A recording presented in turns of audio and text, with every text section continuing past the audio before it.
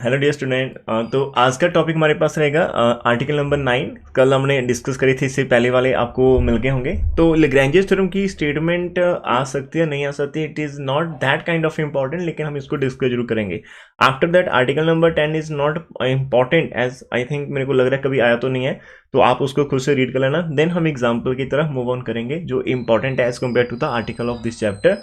The only one article that is Chinese Monday theorem. आपको वो चीज़ बहुत ही अच्छे से करके जानी है, ठीक है। तो चलिए इसका प्रूफ देते हैं। इसके अंदर क्या दे रखा है, काफी सिंपल आपको इसका प्रूफ रहेगा। इसके अंदर क्या दे रखा, लेग्रेंजेस के अंदर सबसे पहले एक चीज को समझना, it is again for prime number p. तो इफ हमारे पास पी क्या इज अ प्राइम नंबर है and n is a degree of f x है, ठीक है। और जो एफ एक्स हम ले रहे हैं मॉड्यूलो पी के ऊपर बात कर रहे हैं, ठीक है, एफ एक्स मॉड्यूलो पी। तो जो n है वो डिग्री ऑफ पोलिनोमियल है, जो कि हम मॉड्यूलो p के ऊपर बात कर रहे हैं, साथ में p हमारा यहाँ पर एक प्राइम नंबर है।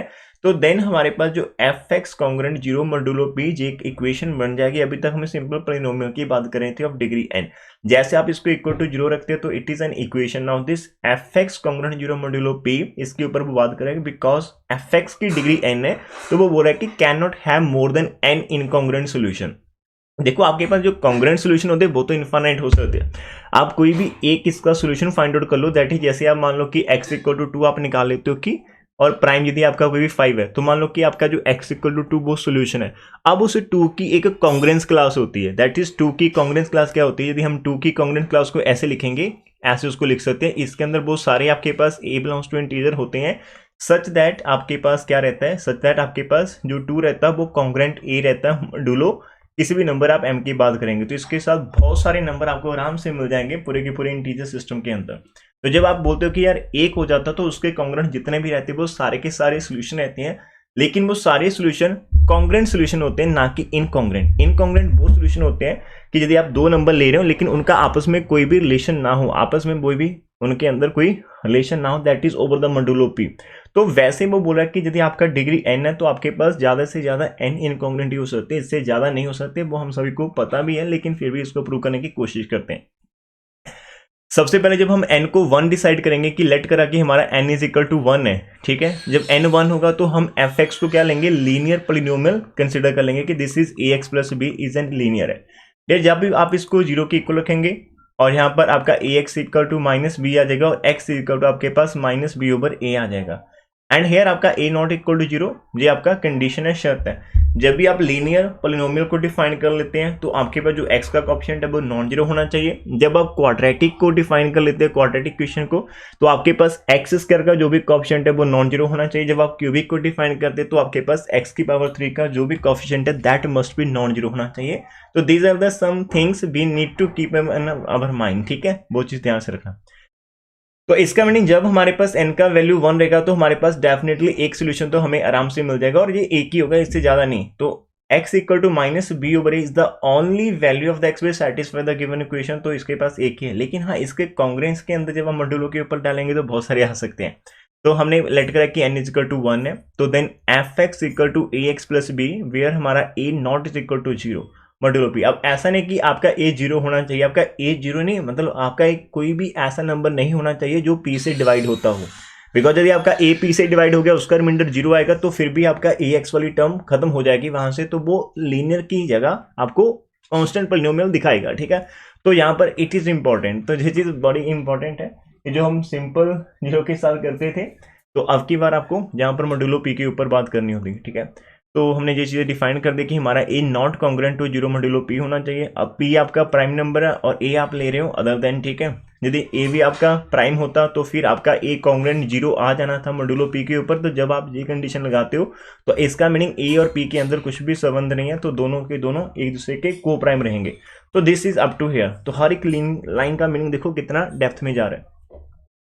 अब जैसे हम बात करें तो हेंस, अब जब आप इसको इक्वेशन लिखोगे तो hence F x congruent 0 modulo p has exactly 1 solution होगा। अब ये कहां से आपको आ गया, मैंने अभी आपको बताया कि आपके पास एक वैल्यू तो वहां पर रहेगी जब आप लीनियर की बात कर लेते हो। तो हेंस एग्जैक्टली 1, एग्जैक्टली वर्ड भी यहाँ पर यूज हो रहा है। तो अब एक के लिए तो ट्रू हो जाता है, तो इसका मीनिंग अब हम इस पूरी को n के साथ प्रूव करना चाहेंगे, that is induction on n। तो एज्यूम करके चलते हैं कि जो हमारी ये थ्योरम है वो ट्रू हो जाती है फॉर ऑल द पॉलिनोमियल जिनकी डिग्री हमारी less than equal to n-1। हमने n के लिए प्रूव करना, तो मानकर चलते हैं कि n-1 कहने का मीनिंग ये रहेगा कि हमारे पास कोई भी ऐसी पॉलिनोमियल हम उठाते हो, कोई भी एक ऐसी पॉलिनोमियल उठाते हो जिसकी डिग्री या तो n-1 है या फिर उससे भी छोटी है। अब जब हम वो n-1 डिग्री वाली उठाएंगे तो हमारा वहां पर ये चीज 100% श्योर होगी कि उसके पास n-1 ही, मतलब उसके पास मैक्सिमम n-1 इनकॉन्ग्रुएंट सोल्यूशन रहेंगे, उससे ज्यादा नहीं होगी। ये चीज हम यहाँ पर एक्सेप्ट करें, बिकॉज 1 के लिए हो गया था, फिर आप जनरल n के लिए करते हैं, n से कम के लिए करते हैं, एंड देन हमने n के लिए करना होता है, ठीक है। तो जो हमने लेट करा, अब उसके बाद हमारे पास जो एफ एक्स है वो तो हमारे पास डिग्री n वाली है मॉड्यूलो p के ऊपर, ठीक है, इसकी डिग्री n है। तो इसका मीनिंग जब आप इसको 0 के इक्वल रखोगे, या तो इसके पास सोल्यूशन रहेगा मॉड्यूलो p के ऊपर या फिर नहीं रहेगा। दो ही बातें हमारे पास सामने निकल कर आएगी। जब आप एफ एक्स को आपने डिफाइन कर दिया कि डिग्री 0 है, तो या तो मतलब अब ये आपकी इक्वेशन बन जाती है मॉड्यूलो p के ऊपर। अब या तो इसके पास सॉल्यूशंस रहेंगे या फिर सॉल्यूशन नहीं रहेंगे। यदि सॉल्यूशन नहीं रहेंगे तो फिर तो कोई प्रॉब्लम नहीं आएगी हमारे पास, बिकॉज वैसे भी हम कह रहे हैं कि इसके पास ज़्यादा से ज़्यादा n तक की होने चाहिए। अब सॉल्यूशन नहीं है तो फिर हमारी देखो हमारे पास, हमारे कहने का मीनिंग ये है कि हमारे पास जो मैक्सिमम है वो हमारे पास, सॉरी, हमारे कहने का मतलब है कि जो हमारे पास मैक्सिमम इनकॉन्ग्रुएंट सॉल्यूशन आएंगे वो n से ज़्यादा नहीं होंगे। तो जब आपके पास सोल्यूशन नहीं है तो इनसे ज़्यादा होने की पॉसिबिलिटी तो वहीं पर खत्म हो जाती है। तो इस केस के अंदर हमें कुछ भी प्रूव नहीं करना। तो जब हम सेकंड कंडीशन के अंदर एंटर करेंगे कि हाँ इसके पास कोई सोल्यूशन हो सकता है, तब हमने प्रूव करना है कि यार इसकी जो सोल्यूशन है वो मैक्सिमम आपके पास n इनकॉन्ग्रुएंट होंगे। तो दूसरे वाले पार्ट के ऊपर हमने फोकस करना है। तो यहां पर देखो, तो इसने लिख रखा है कि in the first case we have nothing to do, कुछ नहीं करना। तो इन द सेकंड केस मान लेते हैं कि इसके पास एक सोल्यूशन है। इन द सेकंड केस मान लेते हैं कि हमारे पास x is equal to a be the solution of f x है। तो ये हमने कल भी करा था कि जब हमारे पास f x is equal congruent 0 है मॉड्यूलो p के ऊपर, हम बात करें कि हमारा x equal to a solution है, तो वो a इसको सेटिस्फाई करेगा, मीन इसका आंसर a 0 के इक्वल रहेगा मॉड्यूलो p के ऊपर। और एक चीज हमने और आर्टिकल करा था कि जब आपके पास एफ ए मतलब x इज इक्वल टू ए आपका सोल्यूशन रहता है, तो आपके पास x माइनस ए उसका फैक्टर बन जाता है। फैक्टर का मीनिंग क्या रहता है कि आप एफ एक्स को लिख पाओगे x minus a into some other polynomial gx और qx। आप यहां पर qx लिख सकते हो कि उसका ये फैक्टर रहेगा। Factor because x equal to a solution है, तो x माइनस ए फैक्टर होगा, तो फैक्टर पूरे का पूरा डिवाइड करेगा। जब फैक्टर डिवाइड करेगा, इसका मीनिंग एफ एक्स उस फैक्टर का मल्टीपल होगा, that is x minus a into some qx हम यहाँ पर लिख सकते हैं आराम से। और कहां पर, मॉड्यूलो p के ऊपर। तो ये चीजें आपको साथ साथ में दिखती जाएगी। लिख रखा है कि F of A congruent 0 modulo p होगा, तो therefore their existing integral polynomial qx रहेगी, सो दैट हमारा जो एफ एक्स है वो कॉन्ग्रुएंट x माइनस ए qx मॉड्यूलो p की इक्वल हो जाएगा। डन। अब यहां पर ये देखो, आपने x एफ ऑफ एक्स जिसकी डिग्री n है उसके अंदर से एक फैक्टर निकाल लिया आपने x माइनस ए वाला। तो मान लो यदि आपके पास डिग्री 10 है, तो उसके अंदर से आपने एक x को अलग कर दिया कि x equal to a solution है, और वी आर सेइंग कि इसको जो लीनियर टर्म डिवाइड करेगी, तो रिमेनिंग जो जब भी आप फैक्टराइजेशन करते हो तो एक फैक्टर की डिग्री 1 आ गई तो रिमेनिंग वाले की 9 होगी, बिकॉज दोनों को मल्टीपल करके आपकी डिग्री ऑफ एफ एक्स के इक्वल रहेगा। तो यहाँ से 100% ये श्योर हो जाता है कि जो हमारा क्यू एक्स रहेगा इसकी डिग्री जो हमारे पास n-1 होगी, ठीक है। या तो इससे भी कम हो सकती है, इन्होंने n-1 लिखा, कोई बात नहीं, इससे कम भी होने के चांसेस रहते हैं, लेकिन ना सॉरी इससे कम तो होगी नहीं, बिकॉज इसकी 1 है, इसकी n-1 होगी, दोनों को मिलाकर आपकी डिग्री n बनेगी। तो ये चीज समझ में आ गई कि एफ एक्स को हमने ब्रेक करा, तो वहां पर हमारे पास क्यू एक्स एक आसान फंक्शन आ जाता है जिसकी डिग्री हमारे पास p आ जाती है, सॉरी जिसकी डिग्री n-1 मॉड्यूलो p है। अब हम ये चीज प्रूव करना चाहते हैं कि जो एफ ऑफ एक्स इसके पास n इनकॉन्ग्रुएंट ही सोल्यूशन रहेंगे, तो हमने x इक्वल टू ए कर दिया। अब हम एक दूसरा और सोल्यूशन लेकर आएंगे जो कि इस a से अलग होगा, ना तो a के कॉन्ग्रुएंट रहेगा, डिफरेंट लेंगे, दैट इज अदर देन ए। और वहां से हमारे पास क्लैरिटी देखना कैसे आएगी, अब इस चीज के ऊपर फोकस करना। हमने सपोज करा कि x equal to b is the solution of f x congruent 0 modulo p, तो यहाँ पर दिस इज वेरी इंपॉर्टेंट कि it is other than a। इसका कहने का मीनिंग कि a not congruent to b रहेगा मॉड्यूलो p के ऊपर। ये दोनों आपस में कॉन्ग्रुएंट भी नहीं होंगे, दोनों के दोनों डिफरेंट कॉन्ग्रुएंस क्लास के अंदर से हम ले रहे हैं। ये हो गया। तो हम बोल रहे हैं कि it is the solution of f x, इसका मीनिंग ये एफ को सेटिस्फाई करेगा, that is f of b आपका आंसर 0 आएगा, मॉड्यूलो p के ऊपर आएगा। और ऊपर हमारे पास क्या था, एफ ऑफ एक्स हमने अभी डिफाइन करा था कि which is congruent to x minus a रहेगा हमारे पास, और जहां से क्यू ऑफ एक्स रहेगा, और मॉड्यूलो p के ऊपर हम बात डिफाइन करेंगे। तो जैसे आप इसके अंदर b डालोगे, जैसे हम इसके अंदर b लिखेंगे तो b माइनस ए आ जाएगा, q के अंदर भी b आ जाएगा, और मॉड्यूलो आपके पास p रहेगा।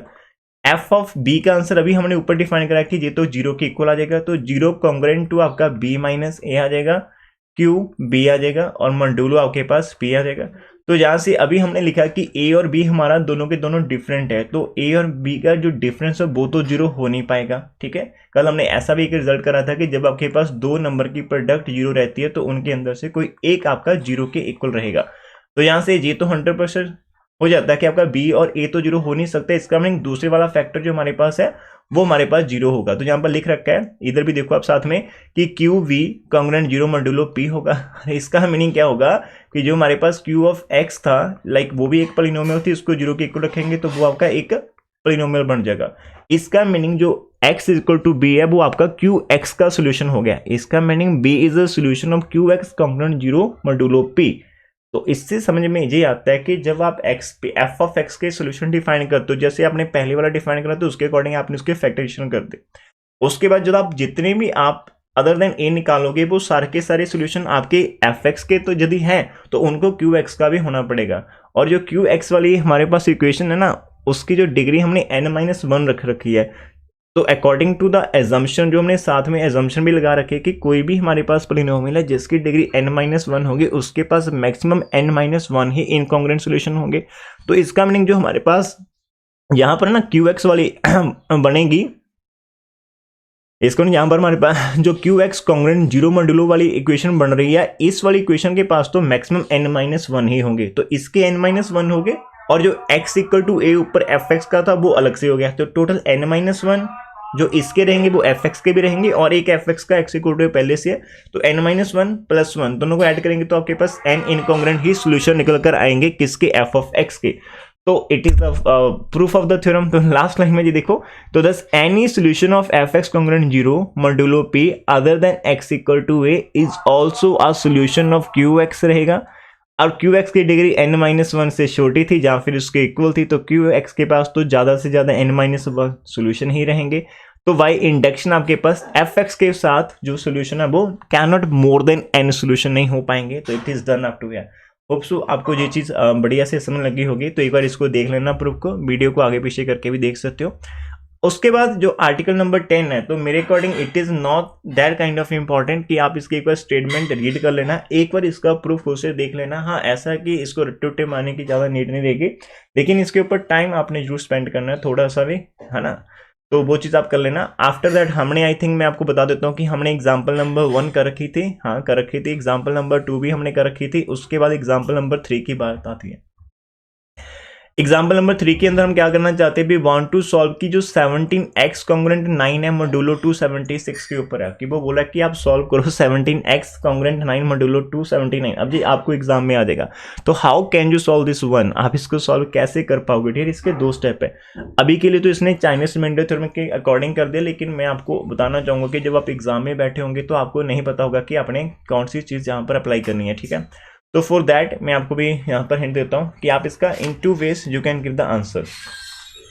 ऊपर लिखा होगा कि चाइनीज रिमाइंडर से करो, फिर तो आपके पास सोल्यूशन है। अदरवाइज यदि मैं आपको दोनों के दोनों यहाँ पर टाइम लगाने की कोशिश कर लेते हैं, 276 है हमारे पास। जब भी ए एक्स कॉन्ग्रुएंट बी होता है और मॉड्यूलो एम, और जब हमारे पास डी हम निकाल लेते हैं, ए कॉमा एम का जीसीडी निकालते हो, जब आपका डी बी को डिवाइड कर लेता है तो इसका मैंने इसके पास डेफिनेटली एक सोल्यूशन होता है। तो एक तो वो आपके पास स्ट्रेटजी रहेगी। ठीक है, और वो स्ट्रेटजी मैं आपको बता दूंगा जो आपने चैप्टर नंबर 5 के अंदर रखा है कि आप ऐसे भी कर सकते हो। आप 17 एंड 276 का आप क्या निकालोगे, जीसीडी निकालोगे। ठीक है, जीसीडी आपका आई थिंक इनका शायद आपके पास, मैं सोच रहा हूँ कि शायद 1 आ जाए आपका जीसीडी। यदि 1 आता है तो कोई बात नहीं, फिर आप उस जीसीडी को लिखना स्टार्ट कर दोगे बैक तक, और बैक तक लिखते लिखते आपके पास उसका सोल्यूशन आ जाएगा। If you want then I can give you the solution, लेकिन वो चीज़ें आपको आती है। ठीक है, नॉर्मल इक्वेशन की तरह ट्रीट करो। चैप्टर नंबर 5 के अंदर ऑलरेडी बहुत सारे सम कर रखे हैं सिंगल इक्वेशन वाले। ठीक है, तो we have no need to repeat this one at this stage. तो अभी हम चलते हैं कि चाइनीज रिमाइंडर थ्योरम यदि इसके साथ लिखकर आ जाता है फिर आप इसको कैसे कर सकते हो।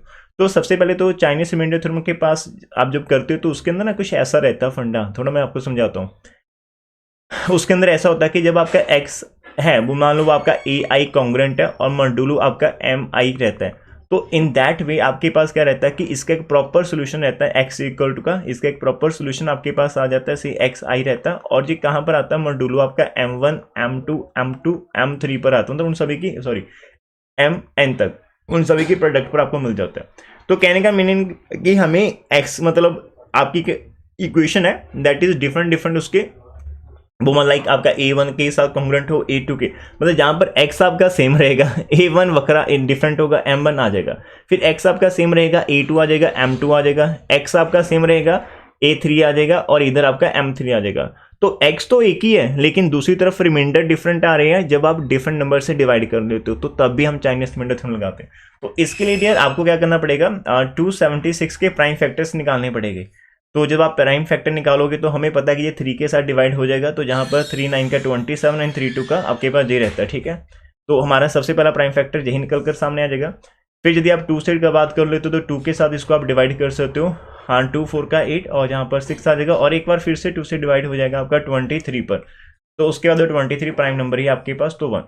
तो एक तो आपका 3 आ गया और ये 2 2 का 4 लिख सकते हो जो आपका 23 है। तो आई कैन से कि इसको आप 3 मल्टीप्लाई 4 मल्टीप्लाई 23 लिख सकते हो और यहाँ पर जो आपकी इसकी प्राइम फैक्टराइजेशन आपको निकल कर मिल रही है इसको आप M1 कर सकते हो, M2 कर सकते हो और M3 कर रहे हो।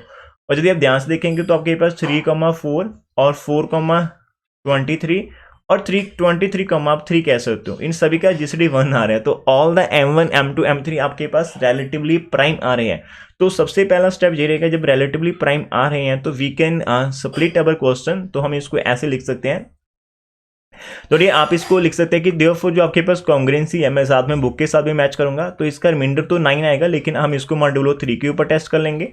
17x का आंसर हमारे पास 9 ही आएगा लेकिन हम इसको मॉड्यूलो 4 के ऊपर टेस्ट करेंगे और इसका मीनिंग हमारे पास 17x कॉन्ग्रुएंट 9 ही आना चाहिए, लेकिन इसको हम अभी के लिए 23 पर टेस्ट करेंगे बिकॉज ये तीनों के तीनों नंबर आपके पास रिलेटिवली प्राइम है। तो मैंने एक बार आगे पहले भी आपको बताया था कि जब कभी आपके पास कुछ x का आंसर आ जाता है, लाइक आपका इसका आंसर कुछ आ गया a आ चुका और x का आंसर आपका b आ रहा है, ठीक है। लाइक यहाँ पर मॉड्यूलो आपका M1 है और यहाँ पर आपका मॉड्यूलो M2 है, ठीक है।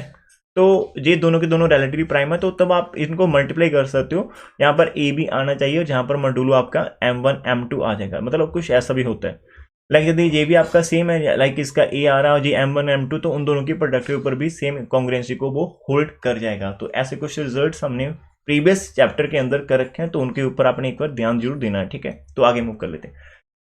अब हमें एक ऐसी एक्स चाहिए यदि वो तीनों को सेटिस्फाई करेगी, तो इसका मीनिंग आफ्टर दैट वो इन तीनों की मल्टीप्लाई को भी करेगी। तो सबसे पहले हम स्टेप 1 से स्टार्ट करेंगे। तो 17x जो हमारे पास कॉन्ग्रुएंट 9 है और यहाँ पर मॉड्यूलो हमारे पास 3 दे रखा है, तो इसका मीनिंग यहाँ पर देखो आप इसको 3 से डिवाइड कर सकते हो, आराम से कर सकते हो ना। तो जब आप यहाँ से स्टार्टिंग करेंगे तो यू कैन सी दैट कि आप इसकी यहाँ पर x कौन सी आ जाएगी। तो यहाँ पर देखो यहाँ पर ये तो 17x है ना, तो 9 को तो आपका 3 से डिवाइड हो ही जाता, तो यू कैन से कि 17x कॉन्ग्रुएंट 0 होना चाहिए मॉड्यूलो 3 के ऊपर, फिर रिमाइंडर 0 आना चाहिए। और आई कैन ऑल्सो राइट कि आपका 15x प्लस आप इसको 2x लिख सकते हो ना, तो कॉन्ग्रुएंट 0 मॉड्यूलो आपका 3 आना चाहिए।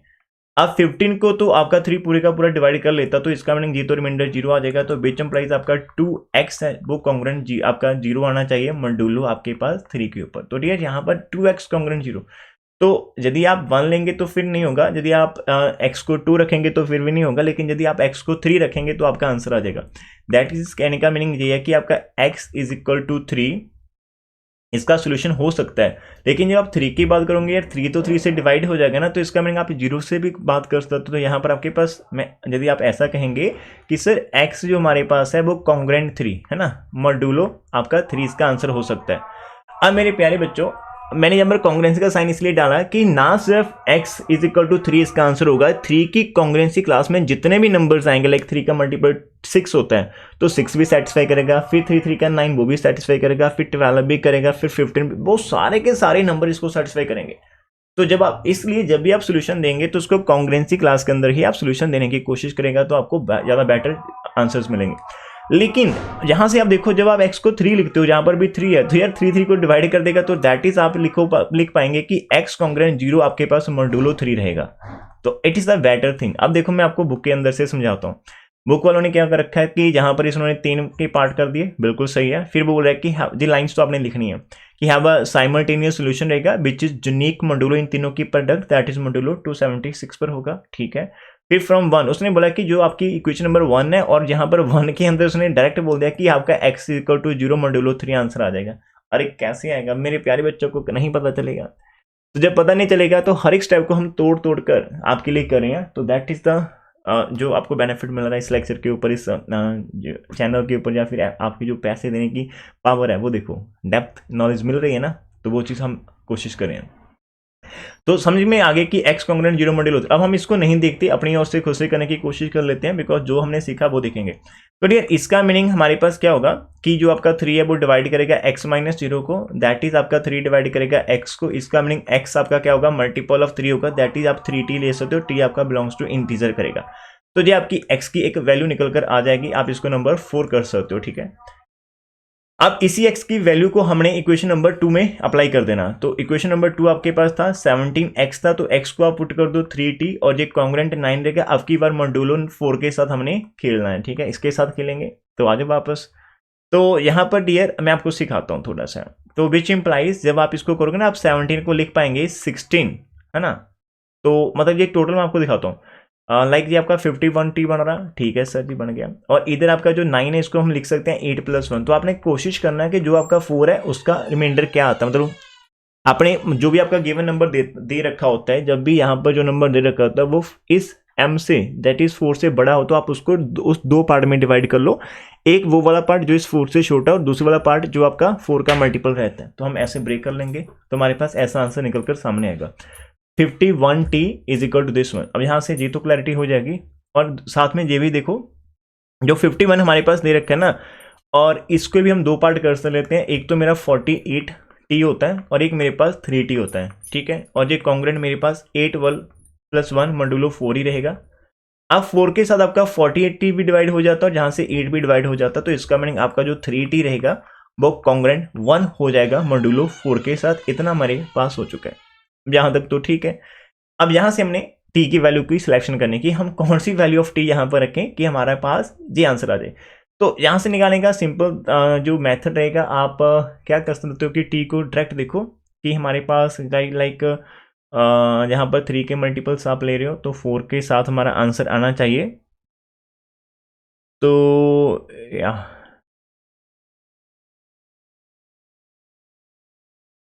एक मिनट रुकना, यहाँ से 51t मैंने पहले भी लिख रखा है और आपका इधर 3 आ रहा है ना, 3, ओके। 3 का 9, हाँ। यहाँ से ये देखो, आप यहाँ पर ना t की वैल्यू सेलेक्ट कर सकते हो। इसको जहाँ पर t की वैल्यू सोचो कि आप कौन सी वैल्यू पुट कर सकते हो। यदि आप t को 1 रख लेते हो फिर तो बात नहीं बनेगी ना, तो वो 3 माइनस, मतलब एक तरह से आपका ऐसा आना चाहिए कि 4 डिवाइड करना चाहिए, 3t - 1 को डिवाइड करना चाहिए। और यू कैन से दैट कि 3t - 1 इज इक्वल टू 4 का मल्टीपल होना चाहिए, 4m कह सकते हो। दैट इज आपका 3t is equal to 4m + 1 होना चाहिए, ठीक है। और यदि आप t की वैल्यू यहाँ से ऐसे निकाल लेते हो, यार फ्रैक्शन के अंदर वो चीज़ हम यहाँ पर नहीं करते हैं ना, नीचे वो नहीं करते, वो छोड़ दो। हाँ, यदि आप यहाँ से आइडियल लेना चाहते हैं, जैसे आप लाइक यहाँ पर m को ट्राई कर सकते हो कि m को 0 रखेंगे तो t 1/3 आ जाएगा, हम नहीं लेंगे। m को आप 1 रखेंगे तो वो 5/3 आएगा, नहीं लेंगे। m को आप 2 रखोगे तो जैसे आपने m को 2 रखा तो 4 2 का 8 + 9/3, तो ये आपका t 3 आ जाएगा। तो यहाँ से आइडिया हो गया। तो बीच इम्प्लाइज कि आपका जो t रहेगा वो कॉन्ग्रुएंट 3 आ जाएगा मॉड्यूलो 4 के ऊपर। आप देखो समझ में आ गई बात कि जब आप यहाँ पर 3 रखेंगे तो 3 3 का 9 होगा, 9 का रिमाइंडर 1 होता है जब आप 4 से डिवाइड कर लेते हो। तो इसका मीनिंग हमारा जो t है वो कॉन्ग्रुएंट 3 चला जाएगा, t कॉन्ग्रुएंट 3 मॉड्यूलो 4 के ऊपर चला जाएगा। तो ये आपका हो गया। इसका मीनिंग आपका जो 4 रहेगा डियर, तो ट्राई करो कि जो भी आपका बच रहा है लेफ्ट हैंड साइड के अंदर t है, x है, उसका ऑप्शन 1 हो जाए, ऐसा ट्राई करो। तो विच इम्प्लाइज 4 डिवाइड करेगा आपका t - 3 को डिवाइड करेगा। इसका मीनिंग t आपका मल्टीपल होगा 4 का, 4 के साथ आप l रख लो और l आपका बिलोंग्स टू इंटीजर रहेगा, ठीक है जी रहेगा। तो इसका मीनिंग t आपके पास 4l + 3 रहेगा और वेयर l आपका बिलोंग्स टू इंटीजर करेगा। और ऊपर मैंने आपको एक इक्वेशन बना रखी थी x वाली, x आपका इज इक्वल टू 3t था, तो उस इक्वेशन के अंदर थोड़ी चेंजेस आ जाएगी।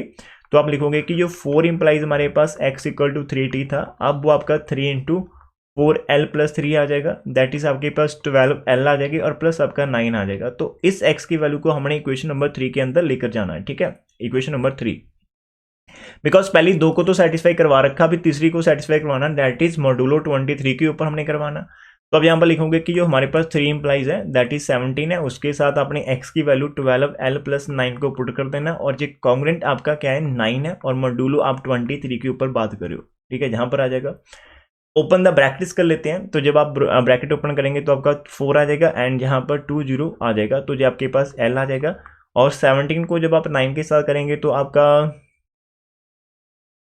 153 आना चाहिए, और कॉन्ग्रेंट आपके पास इतना आ जाएगा 9, और ये मॉड्यूलो आपका 23 रहेगा।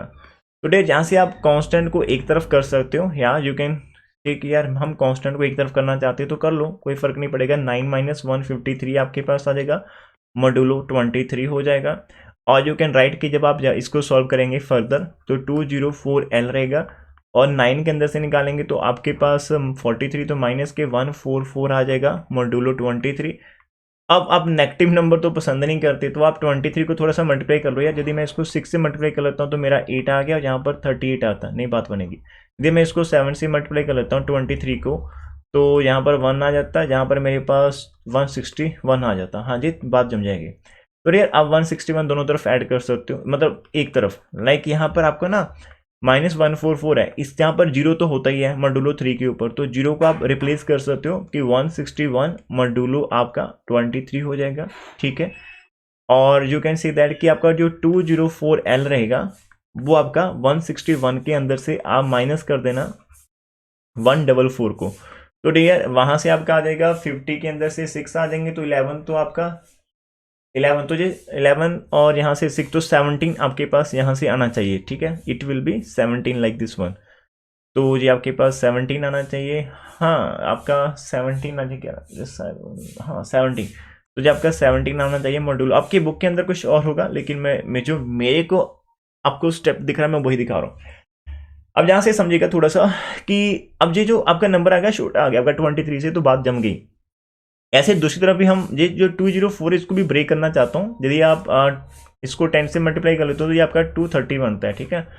और 230 के अंदर से यदि आप 23 माइनस कर लेते हो तो आपके पास बनता है जी आपका यहाँ पर 7 आ जाएगा, इधर आपका 0 आ जाएगा, और ये 207 आएगा, तो नहीं बात जमेगी ना। और क्या कर सकते हैं, लाइक आप इसके अंदर से एक और कम कर दो, लाइक 23 को आप 8 से मल्टीप्लाई करके देख लो तो 4 आ जाएगा, और तो यहाँ पर 184, तो इसका meaning you can write it as 184l लिख सकते हो, प्लस आपका जो 20l बचेगा वो लिख दो, इज कॉन्ग्रुएंट टू 17 मॉड्यूलो 23 लिख देना। अब प्यारे बच्चों ये जो आपका 184l है ये तो आपका पूरे का पूरा 23 से डिवाइड हो जाएगा यार, इसका तो बात ही नहीं करना, इसको छोड़ दो। तो आपके पास बचेगा क्या 20l, कॉन्ग्रुएंट आपका 17 बचने वाला है मॉड्यूलो आपका 23 के ऊपर। अब यहां से आपने आंसर को निकालने की कोशिश करनी है, ठीक है। तो यहां से आप कैसे आंसर निकालोगे, लाइक दिस वन, कि आपके पास आपने एल को सोचना है। तो मैं फिर से आपको वही चीज बताऊंगा कि आप एग्जाम में जाकर बैठे और फंस ना जाए। तो यहाँ से एक्चुअल के अंदर आपका 23 डिवाइड करना चाहिए 20l माइनस 17 को, इसका मीनिंग आपका जो 20l माइनस 17 है वो 23 का मल्टीपल होना चाहिए, दैट इज यहाँ पर कुछ भी r रख लो। तो आपका जो 20l है वो is equal to 23r plus 17 होना चाहिए, और जो आपके पास l है वो आपका 23r प्लस 17 ऊपर यहाँ पर 20 आना चाहिए। तो जैसे आप r को डियर 1 रखते हो तो आपके पास 23 प्लस 17 तो 40 हो जाएगा, नीचे 20 तो कट करके आपका 2, मतलब l की वैल्यू 2 आपका आंसर आ सकता है। तो देखो मैंने आपको वो शॉर्टकट भी दिखाने की कोशिश करी है जो आप एग्जाम के अंदर कर सकते हो, वो मेरी चाहे बैक पर आ गया लेकिन मैं दिखाता हूँ। तो वो चीज़ें शॉर्टकट कि सर या कैसे पता चलेगा कि l की वैल्यू कौन सी आएगी। आप डायरेक्ट l को 0 कर सकते हो, 1 कर सकते हो, 2 कर सकते हो, दैट डज नॉट मीन। लेकिन मैं जो आपको दूसरा तरीका बता रहा हूँ जो कि आप रफ वर्क कर सकते हैं कि हाँ जहाँ से आइडिया हो गया कि हमने हमारी एल को फ्रैक्शनलेस लेना है, हमने इसको एक इंटीग्रल वैल्यू लेना है, तो आप आर को डिफरेंट वैल्यूज पुट करो, जो आपकी फर्स्ट वैल्यू एल की इंटीग्रल आएगी उसको पिक करो। तो आपको स्क्रीन के ऊपर जहाँ पर मेरे हेड के ऊपर यहाँ पर इधर ये जो ऊपर है जहाँ लाइक जहाँ पर आपको जो दिख रहा होगा, ठीक है। तो इसका मीनिंग क्या होगा, तो बीच इंप्लाई आप लिखेंगे कि ना सिर्फ एल पूरे का पूरा जो 2 आता है हमारे पास है ना, तो एल इज इक्वल टू 2 आपके पास, एल कॉन्ग्रुएंट टू 2 आप कह सकते हो कि ये मॉड्यूलो 23 आपके पास आंसर आ जाएगा, ठीक है, आप ऐसा कह सकते हो। तो हमारा 2 की कॉन्ग्रुएंसी क्लास के अंदर आ सकता है, तो एल इज इक्वल टू 2 है ना, ये हमारा आंसर रहेगा। तो देयरफॉर एक्स आपके पास अभी के लिए हमारे पास एक्स क्या थी, ऊपर आपने याद कर रखो, एक्स आपने लिखा रखा था, एक्स मैंने ले रखा था, एक्स एक्स एक्स एक्स हमारे पास यहाँ पर था 12l+9 था, ठीक है, ये वाला इक्वेशन, इसको आप 5 मार्क कर सकते थे, 5 है ना, 12l+9 उसके अंदर वैल्यू पुट कर देते हैं, तो 12l मतलब 2 प्लस आपका 9 आ जाएगा, ठीक है, इतना हमारे पास आना चाहिए। तो दैट इज आपके पास, और ये सब कुछ आपका मॉड्यूलो 23 के ऊपर ही चल रहा है, ठीक है, तो that is x is congruent to, यहाँ पर 24+9 आ जाएगा, और ये आपका मॉड्यूलो 23 के ऊपर चल रहा है। और सॉरी, अब जब आप करो ना फाइनल आंसर डियर, अब आपकी जो जो वैल्यू आ रही है, सॉरी टू से दैट, एक चीज के लिए मैं अब यहाँ पर रुक जाता हूँ। अब जो आपकी वैल्यू यहाँ पर आपको दिख रही है हमारे पास, मैं कुछ गड़बड़ तो नहीं कर दी, अपने एल की वैल्यू निकालनी थी ना एल कॉन्ग्रेंट टू नहीं आप डालोगे, हम भूल गए यहाँ पर, जब आप लिखते हो कि एल कॉन्ग्रेंट टू मॉड्यूलो 23, तो डियर इसका मीनिंग पता क्या रहता है, इसका मीनिंग आपके पास रहता है कि आपके पास ये जो 23 है वो डिवाइड करेगा l-2 को, और l-2 आपका क्या रहेगा, मल्टीपल ऑफ 23, आप इसको कुछ भी r कर सकते हो, r आपका बिलोंग्स टू इंटीजर करेगा, और l वहां से आपके पास आ गया 23r+2 आ जाएगी, और r आपका बिलोंग्स टू इंटीजर करेगा। अब ये आपके पास एक्चुअल के अंदर l की वैल्यू आ रखी है ना, तो देयरफॉर जो आपके पास x था स्टार्टिंग के अंदर हमने 9+12l रखा था, वहां पर हम पुट करेंगे 9+12 इंटू दिस l की वैल्यू 23r प्लस आप 2 रखोगे, और यहाँ पर r के ऊपर कोई भी कंडीशन नहीं है, और अब की बार जो आप x ले रहे हो ना, वो एक ऐसी x है जो आपकी पहली को भी सेटिस्फाई करती है, दूसरे को भी करती है, और तीसरे को भी करती है। तो वो जो आपके साइड में आपका 3 था, 4 था मॉड्यूलो के अंदर, और 23 था, उन सभी के प्रोडक्ट के बावजूद भी ये उसको सेटिस्फाई करेगी। अब वो फाइनल स्टेज के ऊपर हम आ चुके हैं, ठीक है, पहले इसको लिख लेते हैं कि ये आपका 9 आ गया, और 12 को जब आप मल्टीप्लाई करेंगे तो आपका 36 आ जाएगा, एंड 24 तो 27 आपके पास आ रहे होंगे, और प्लस आपका 24 यहाँ से आ जाएगा, ठीक है, कुछ ऐसा। तो x इक्वल टू आपका 9, और ये आपका 33+27 आ रहेगा, और ये बात जहाँ से तो बात ही बन गया आपके पास, तो ये आपका r बिलोंग्स टू इंटीजर है, तो जो करना चाहते थे वो बन गया। तो इसका मीनिंग x माइनस आपका 33 है वो इज इक्वल टू आपका 27 r, और r बिलोंग्स टू इंटीजर रहेगा। अब यहाँ पर देखो कि ये एक नंबर है, और ये 276 का मल्टीपल है, तो इसका मीनिंग हमारे पास 276 डिवाइड करेगा x माइनस 33 को, डिवाइड करेगा मॉड्यूलो। अब जब आप लिखते हो कि हमारा m डिवाइड करता है a माइनस बी को, तो नेक्स्ट स्टेप हमारे पास होता है कि a कॉन्ग्रुएंट b, हमारे पास दोनों कॉन्ग्रुएंट रहेंगे मॉड्यूलो m के ऊपर, तो इसका मीनिंग आपका जो x है वो कॉन्ग्रुएंट होगा 33 के लिए मॉड्यूलो 276 के ऊपर, तो हैंस प्रूव दिस वन। तो निकाल कर यदि हम बात करें तो हमारे पास x की जो वैल्यू 33 आ रही है, एक ऐसी वैल्यू जो आपकी पहली वाली इक्वेशन को भी सेटिस्फाई करेगी, दूसरी को भी सेटिस्फाई करेंगी, और तीसरी को भी सेटिस्फाई करेगी। So it is one of the important. तो ऐसे आप लोग और भी प्रैक्टिस कर सकते हो। यदि क्वेश्चन बढ़िया लगा तो आप खुद से कोई ट्राई भी करना चाहेंगे तो मैं आपको यहाँ पर एक्सरसाइज के अंदर से कुछ क्वेश्चन दिखा देता हूँ, यदि आपके पास कुछ ऐसा आ जाता है।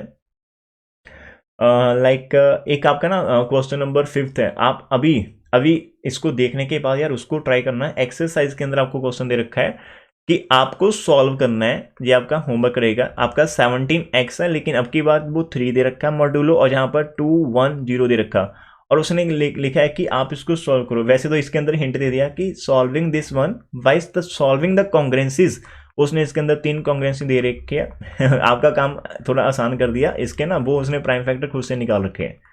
तो ये अब इसका 3 रहेगा, और ये मॉड्यूलो आपका 3 रखा है, और जो आपका उसके बाद 17x आपका कॉन्ग्रुएंट फिर 3 रहेगा, मॉड्यूलो आपके पास 5 दे रखा है, उसके बाद आपका 17x कॉन्ग्रुएंट आपके पास 3 है, और मॉड्यूलो आपको 7 दे रखा है। तो यदि आप देखेंगे तो ये आपका यहाँ से बन जाएगा 10 बन जाएगा, हाँ ठीक है। तो ये 1 2 3 एंड 4 जितने स्टेप अभी हमने करे सारे के सारे स्टेप सेम है, लेकिन इसके अंदर बस खाली एक ज़्यादा है एज कम्पेयर टू द जो अभी हमने कर रखा है। इसके बारे जो आपके पास आएंगे वो भी बढ़िया वाले आ जाएंगे, उनको भी हम सॉल्व करेंगे। तो अभी के लिए इस लेक्चर के अंदर इतना कर लेते हैं। नेक्स्ट वाले 2 लेक्चर, कम से कम 2 या 3 लेक्चर और मिलेंगे, फिर फाइनली ये चैप्टर आपका कंप्लीट हो जाएगा। So thank you for watching this one. And वही एक बात कहना चाहेंगे लास्ट में, यदि आपको यार यहाँ से भी बेनिफिट मिल रहा है, अब आप लास्ट स्टेज के ऊपर है, फिर भी आपकी क्लास के अंदर कोई स्टूडेंट होगा जिसको इसकी नीड हो सकती है, दोस्त who want something in good in the number 3, तो आप उनको सजेस्ट कर सकते हैं, ठीक है। फीस काफ़ी नॉमिनल है, ऑलमोस्ट 50% सिलेबस डन है, तो आने वाले समय में और भी हो जाएगा। यदि आप इतना कर लेते तो हमें बहुत खुशी होगी। Thank you for watching this one, take care everyone.